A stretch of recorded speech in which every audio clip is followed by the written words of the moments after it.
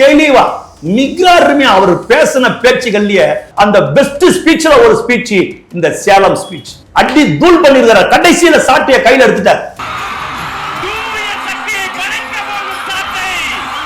1000, 2000, 3000, 5000 கூட கொடுத்திருக்காங்க. ஆனா 5000 பெற்றுக் கொள்ளுங்கள், மகிழ்ச்சியாக பெற்றுக் கொள்ளுங்கள். இதுக்கு முன்ன கொடுக்கணும்னு என்ன வரல, இன்னைக்கு ஏன் கொடுக்கறான்? தோல்வி பயம் வந்து விட்டது.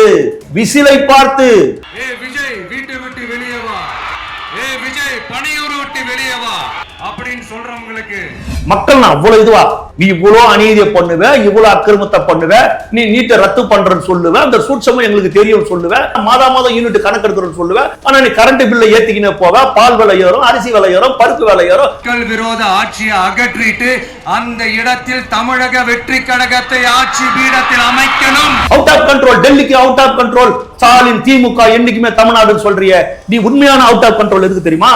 இதெல்லாம் வேலைக்கே ஆகாது, ஆணித்தரமா அடிச்சு சொல்ற. திமுக கூட ஒவ்வொரு கட்சியும் உடன்பிறப்பு எழுந்து வா, உளுத்தம்பருப்பு எழுந்து வா, தலைவன் அழிக்கிறேன், இன்னுமா உறக்கம், போதும் எழுந்துவான் சொன்ன காலமெல்லாம் போய் தமிழக வெற்றி கழக நிலைமை தயவு செய்து வந்துடாதீங்க, இவனுக்கு அனுமதி கொடுக்க மாட்டேன்றானுங்க. பொறாம, வைத்தெரிச்சல், இவருக்கு இருக்கிற இந்த எழுச்சி அவங்களால தாங்க முடியல. அதனுடைய வெளிப்பாடுகள் இதெல்லாம் கேட்கிறாரு. ஆட்சியில் யாரு நிம்மதியா இருக்குது? சத்துவ பணியாளர் போராடுறான், அங்கன்வாடி பணியாளர் போராடுறான், மருத்துவர் போராடுறான், செவிலியர் போராடுறான், தூய்மை பணியாளர் போராடுறான். யார் நிம்மதியா இருக்கிறது இந்த ஆட்சியில? நான் முத்துவேல் கருணாநிதி ஸ்டாலின் நீ சொல்லும் போது தமிழ்நாட்டுடைய மொத்த கடன் எவ்வளவு? 5 லட்சம் கோடி. 5 லட்சம் கோடி. இன்னைக்கு தமிழ்நாட்டுடைய கடன் எவ்வளவு? 10 லட்சம் கோடி. நீ ஆட்சி அந்த லட்சணம். நான் வரும்போது 5 லட்சம் கோடி கடன் இருந்தது, அத 4 லட்சம் கோடியா நான் மாத்தி காட்டினேன்னு சொன்னீங்கன்னா சபாஷ், நீ ஒரு சிறந்த முதலமைச்சர். ராயல் சல்யூட்ட நாங்க அடிக்கிறோம் உனக்கு. செஞ்சியா?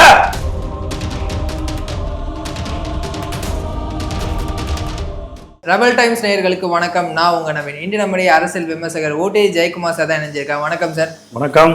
சேலத்துல விஜய் அவர்கள் பேசியது இப்போ அரசியல் வட்டாரங்கள்ல மிகப்பெரிய பரபரப்பை ஏற்படுத்தி இருக்கு அப்படின்னு சொல்லலாம் சார். முதற்கட்டமா எப்படி பாக்குறீங்க அதை?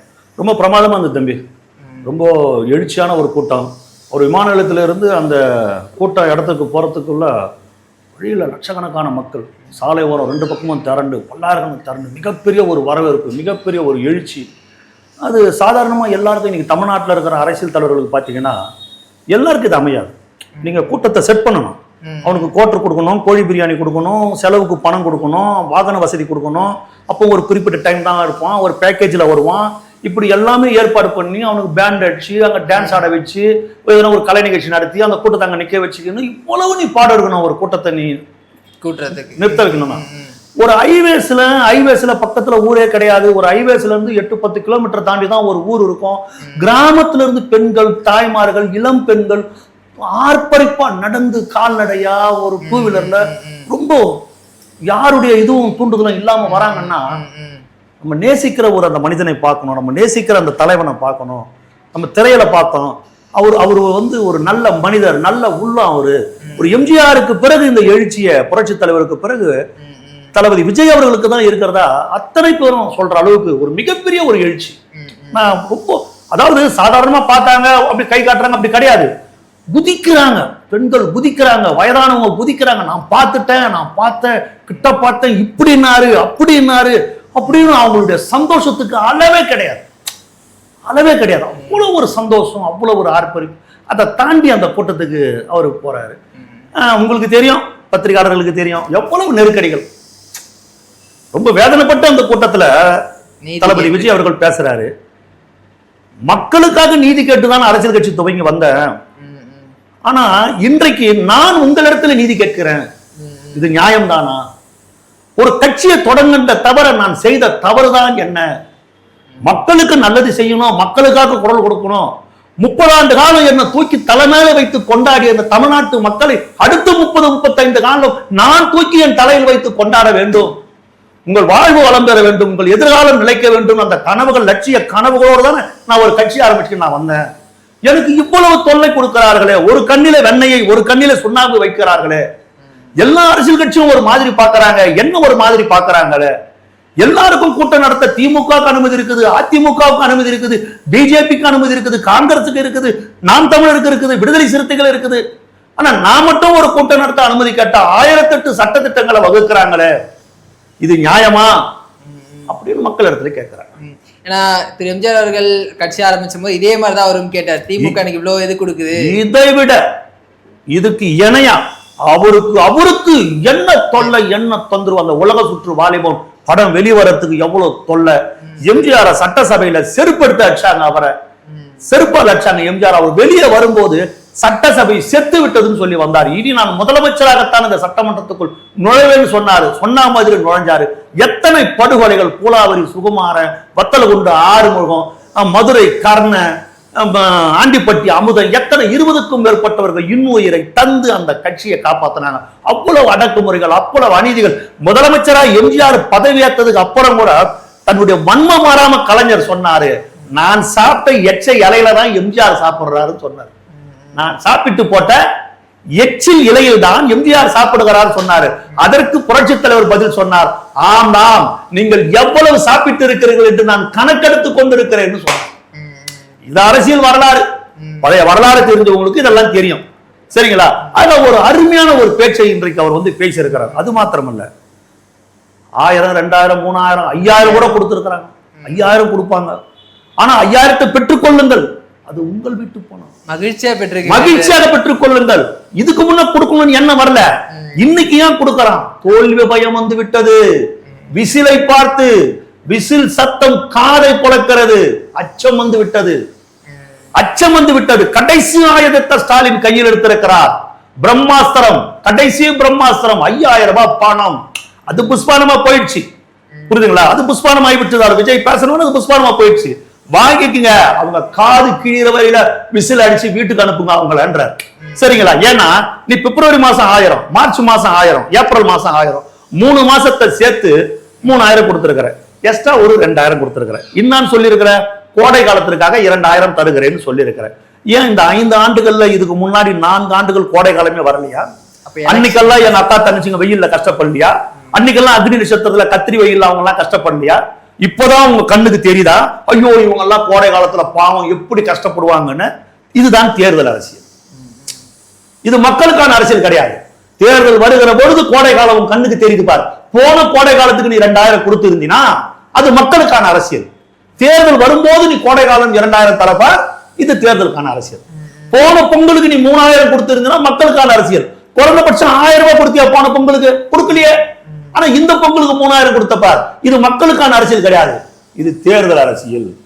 இத்தனை ஆண்டுகள் லேப்டாப் கொடுக்காம இப்ப கொடுக்கிறப்பார், இது தேர்தல் அரசியல்.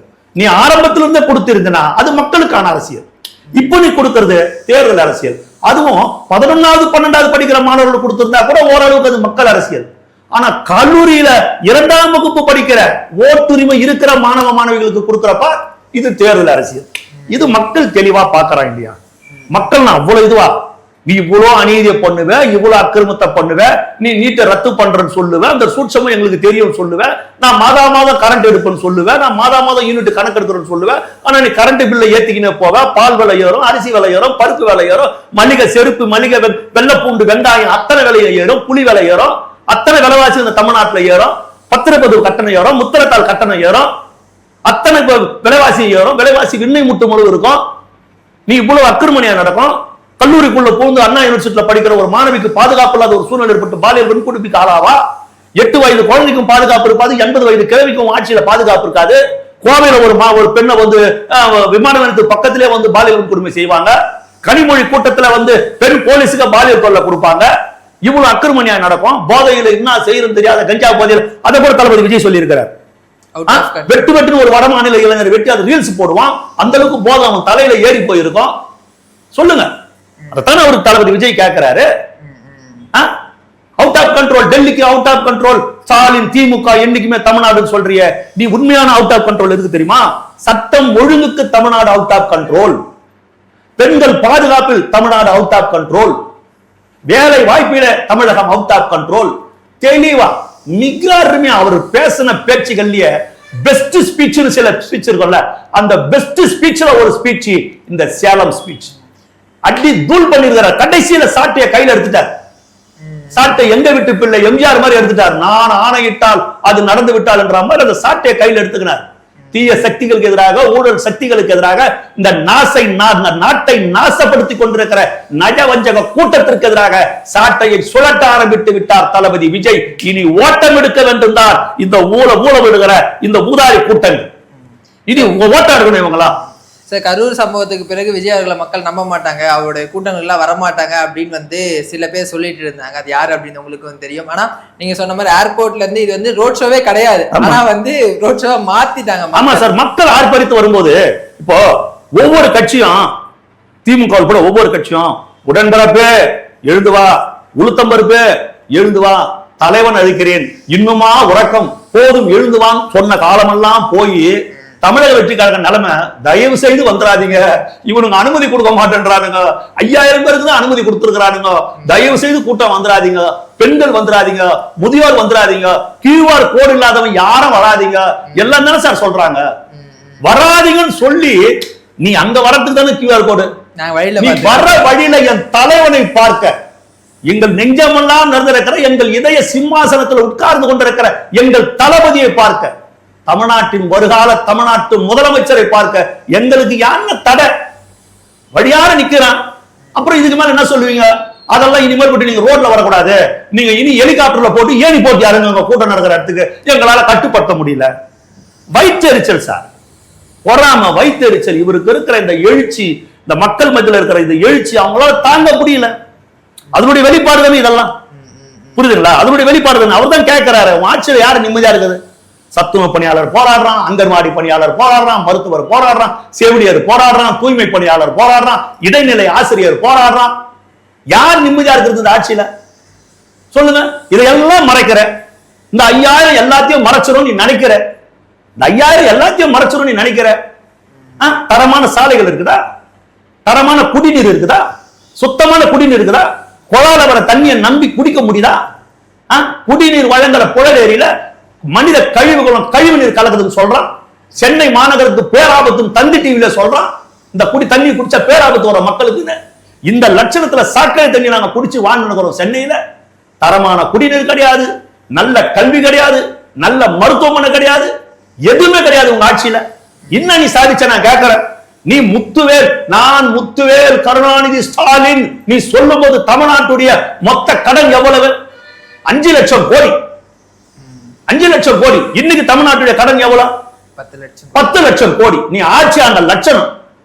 நான் வரும்போது 5 லட்சம் கோடி கடன் இருந்தது, அத 4 லட்சம் கோடியா நான் மாத்தி காட்டினேன்னு சொன்னீங்கன்னா சபாஷ், நீ ஒரு சிறந்த முதலமைச்சர். ராயல் சல்யூட் நாங்க அடிக்கிறோம் உனக்கு. செஞ்சியா? 5 லட்சம் கோடிய 10 லட்சம் கோடி ஆக்கி வச்சிருக்கிற ஒரு குடும்ப நடத்துற ஒரு குடும்பஸ்தன், ஊரெல்லாம் கடன் தண்டல் வாங்கிக்கின்னு, ஊரெல்லாம் வட்டிக்கு பணம் வாங்கிக்கின்னு, அங்க 50,000 இங்க 1 லட்சம், எவெல்லாம் கடன் கொடுக்குறான் அங்கெல்லாம் கடன் வாங்கிக்கிட்டு, நான் ஏசி வாங்கி போட்டேன், நான் டிவி வாங்கி போட்டேன், நான் ஃப்ரிட்ஜ் வாங்கி போட்டேன், எந்த ஒரு திட்டமும் இல்லாத, எந்த ஒரு முன்னேற்றமும் இல்லாத வீட்டுல படுத்துன்னு சோத்துன்னு, நாளைக்கு அந்த கடன் பிரச்சனை என்ன ஆகும்? அந்த குடும்பம் எங்க போகும்? சம்பாதிச்சு சாப்பிடணும் சார், உழைச்சு சாப்பிடணும், சம்பாதிச்சு சாப்பிடணும், வருவாயை வச்சு வாழணும். நீ கடன் வாங்கி வச்சு 5 லட்சம் கோடிய 10 லட்சம் கோடி ஆக்கி இருக்கிற. 1952 இருந்து 52 இருந்து 2021 நீ முதலமைச்சரா பதவியேற்கும் வரை பெருந்தலைவர் காமராஜர், மூதறிஞர் ராஜாஜி, பெருந்தலைவர் காமராஜர், பக்தவச்சலம் முதலியாரு, பேரறிஞர் அண்ணா, கலைஞர் கருணாநிதி, புரட்சித் தலைவர் எம்ஜிஆர், புரட்சித் தலைவர் அம்மா, எடப்பாடி பழனிசாமி, ஓ பன்னீர்செல்வம், ஜானகி அம்மா, ஒட்டுமொத்த முதலமைச்சர்களும் சேர்ந்து வாங்கி வச்சிருந்த கடன் 5 லட்சம் கோடி. புண்ணியவாணி ஒரே ஒரு ஆள் வந்து இந்த 5 வருஷத்துல 5 லட்சம் கோடி எக்ஸ்ட்ரா வாங்கி 10 லட்சம் கோடி ஆக்கி, இந்தியாவிலேயே இப்படி ஒரு ஆட்சியை யாரும் தரலன்னா யாரும் தர மாட்டாங்கதான். யார் தருவா இப்படி ஒரு ஆட்சியை? இன்னும் 5 வருஷம் உன்னை ஆள விட்டா 20 லட்சம் கோடி கடன் ஆயிடும். அவ்வளவுதான் தமிழ்நாடு. தமிழ்நாடு அவ்வளவுதான். எப்படி? அதை பத்தி நான் எனக்கு கவலை கிடையாது. எனக்கு என் பிள்ளை எப்படியாவது முதலமைச்சர் ஆக்கிறது, உதயநிதிக்கு முடி சூட்டணும், அதுதான் என்னுடைய லட்சியம், அதுதான் என்னுடைய கனவு. இது எப்படிங்க? இது சாத்தியம்? அதைத்தான் தளபதி விஜய் இன்னைக்கு தோல் உரிச்சு காட்டியிருக்கிறார்.